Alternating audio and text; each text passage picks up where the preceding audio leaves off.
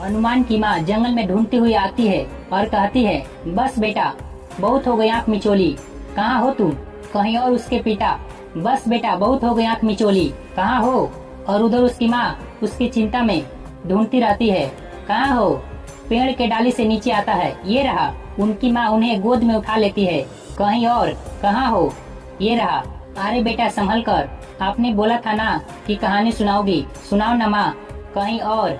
आज कौन सा नया पाठ सिखाओगे बाबा? देवों के अमर होने का राज सुना है कभी?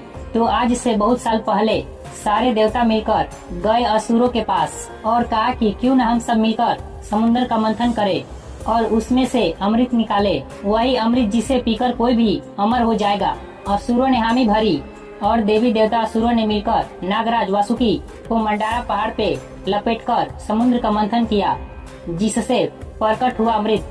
लेकिन भगवान विष्णु को वो ज्ञान था कि किसी और को नहीं, इसलिए मंथन होते ही उन्होंने असुरों का ध्यान भटका दिया और सारा अमृत देव ही पी गए। पर विष्णु की करनी का एक कारण था, उन्हें पता था कि अमृत पीकर असुर यदि अमर हो गए तो अपनी असीम शक्तियों की पूर्णता से वो तीनों लोगों को अंधकार में ढकेल देंगे। मैं भी देवों की तरह हर बुराई से लड़ूंगा और तीनों लोगों पर कभी अंधेरा नहीं छाने दूंगा। अंधकार की होगी हार, हा हा हा। कहीं और तो इस तरह देवों की वजह से हमें एक बहुत बड़ा पाप करने से रोका गया। पाप नहीं बाबा, पाप तो उन्होंने किया, वादा तोड़कर हमें धोखा दे रहे हैं। बेटे वरदान के योग्य वही है जो उसका सही उपयोग कर सके, हम नहीं।